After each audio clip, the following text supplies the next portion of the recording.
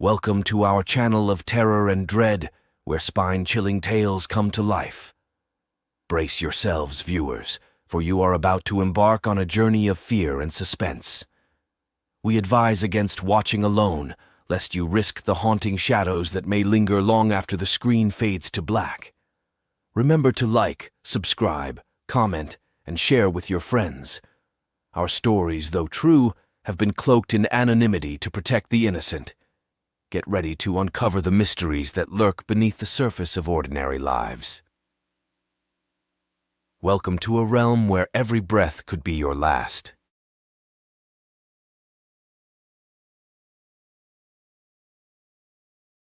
The Whispers of Hillsboro Forest. Chapter 1. The Disappearance.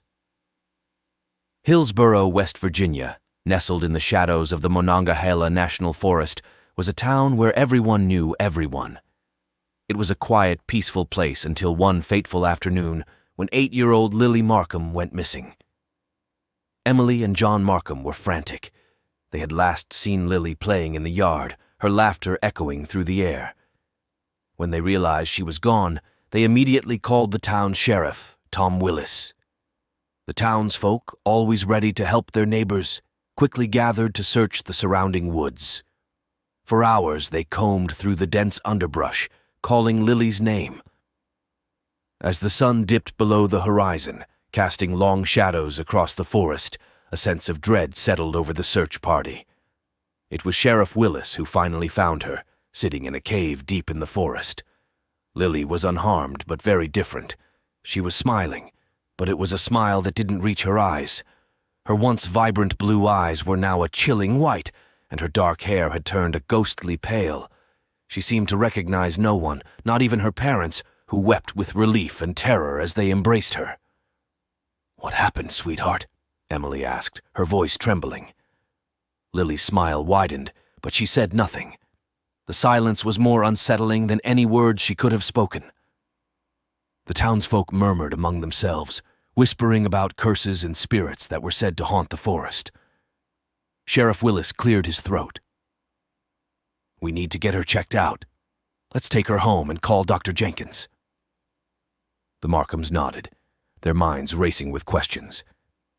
As they left the cave, Emily glanced back one last time, her heart pounding with an unshakable sense of foreboding. Chapter 2.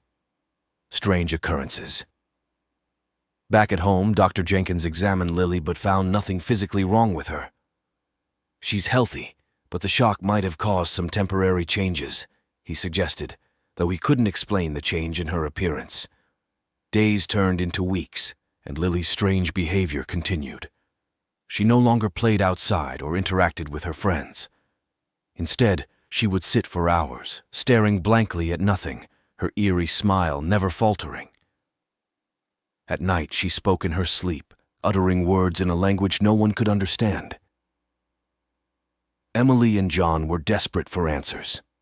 They visited Agnes Wilson, an elderly woman known for her knowledge of local folklore and the supernatural. Agnes listened to their story, her expression growing graver by the minute. "There are old legends about the forest," Agnes said. "They speak of a malevolent spirit that lures children into its domain, claiming them as its own. Those who return are never the same." Emily's eyes widened. "What can we do to help her?" Agnes shook her head slowly. "The spirit is powerful. Breaking its hold will not be easy. You must confront it in its domain and sever the connection. But be warned, it will not let go willingly." Emily and John felt a glimmer of hope despite the danger. "We'll do whatever it takes," John said resolutely. Agnes handed them a bundle of sage, a vial of consecrated water, and a silver dagger etched with ancient runes. "These will protect you. Use them wisely." Chapter 3. Into the Forest. Armed with Agnes's items, the Markhams prepared to confront the spirit. They returned to the forest at dawn, the air thick with an ominous stillness. As they approached the cave, the temperature dropped, and an unnatural silence enveloped them.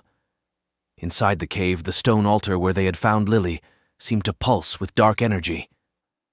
Agnes began the ritual, her voice strong and steady.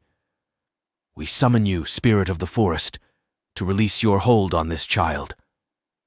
The air crackled with energy, and from the darkness, the spirit emerged. Tall and gaunt, with glowing eyes that seemed to pierce their souls, it laughed. "You dare challenge me? She is mine." Emily clutched the vial of consecrated water. "You can't have her! She's our daughter!" The spirit's eyes flashed with fury. "Foolish mortals, you cannot defy me." Agnes raised the silver dagger. "We have the strength of love and light on our side." With a hiss, the spirit lunged at them. Agnes thrust the dagger forward, but the spirit swatted her aside like a rag doll. The protective item seemed to have little effect. Emily and John were thrown against the cave walls by a forceful wave of dark energy. "Now, Emily!" Agnes shouted, her voice weak but determined. "Use the water!" Emily scrambled to her feet and poured the consecrated water onto the altar. The carving sizzled and smoked, but the spirit only laughed louder. "Your efforts are futile." In a final desperate act, Agnes chanted a powerful incantation, her voice echoing off the stone walls. The spirit shrieked in pain, momentarily weakened, and the Markhams seized the opportunity to grab Lily and flee the cave. Chapter 4. The Calm Before the Storm. For a while it seemed as if the worst was over. Lily's eyes and hair began to return to their natural color, and she seemed more like her old self. However, Emily couldn't shake the feeling that something was still very wrong. Lily often spoke of dreams filled with shadows and whispered voices. Emily tried to comfort her, but the fear in her daughter's eyes was undeniable. The Markhams continued to perform the protective rituals Agnes had taught them, but the sense of dread lingered. One evening, Emily found Lily drawing strange symbols on the floor with a piece of chalk. "What are you doing, sweetie?" she asked, her voice shaking. Lily looked up with a vacant expression. "He told me to finish the drawings." Emily's heart sank. "Who told you?" Lily's eyes darkened. "The one who found me." Emily hugged her tightly, fighting back tears. "It's just a dream, sweetheart. You're safe now." But deep down, Emily knew the battle was far from over. The spirit's presence was still there, lurking in the shadows, waiting for the right moment to strike. Chapter 5. The Descent. As the days passed, Lily's behavior grew more erratic. She would stare into space for hours, whispering to unseen entities. The protective rituals seemed to lose their effectiveness, and the Markhams were at their wits' end. One night, Emily woke to find Lily standing at the foot of her bed, her eyes glowing with an unnatural light. "Mommy, he's here," she said in a voice that sent chills down Emily's spine. Emily and John sprang into action, gathering the protective items and rushing to Lily's room. But as they entered, the air grew cold, and the spirit's laughter filled the house. "You cannot keep her from me," the spirit's voice boomed. Agnes, who had stayed with them, stepped forward, her face pale but determined. "We will fight you with everything we have," she declared. The spirit materialized, its form more menacing than before. "You are powerless against me," it sneered. Agnes raised the silver dagger, but the spirit was too fast. It knocked the dagger from her hand and lunged at her, throwing her against the wall. Emily and John tried to shield Lily, but the spirit's strength was overwhelming. With a chilling laugh, the spirit reached for Lily.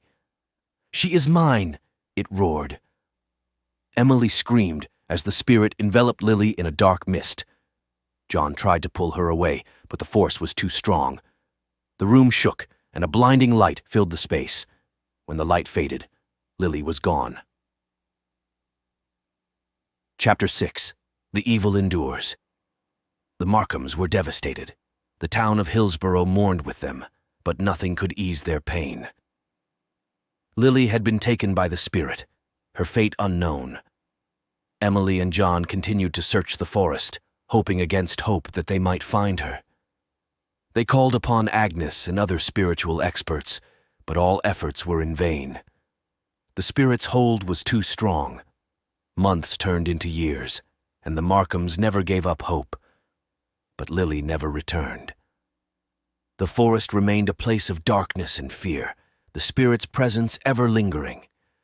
One evening, after years of desperate searching, Emily stood at the edge of the forest, staring into the darkness. "Lily, please come back," she whispered, tears streaming down her face. The wind rustled through the trees, and for a moment, Emily thought she heard a faint, familiar laughter. Her heart ached with longing and fear. John joined her, placing a comforting arm around her shoulders. "We can't give up," he said softly. "We have to keep trying." Emily nodded, though a part of her knew the truth. The spirit had claimed Lily, and its evil would never be fully vanquished. The legend of the lost girl and the malevolent spirit grew, a chilling reminder of the darkness that lurks just beyond the light. In the quiet town of Hillsboro, the story of Lily Markham became a cautionary tale, a warning to all who dared to venture into the depths of the forest. And late at night, when the wind howled through the trees, the townsfolk could almost hear the haunting laughter of the spirit, echoing through the darkness.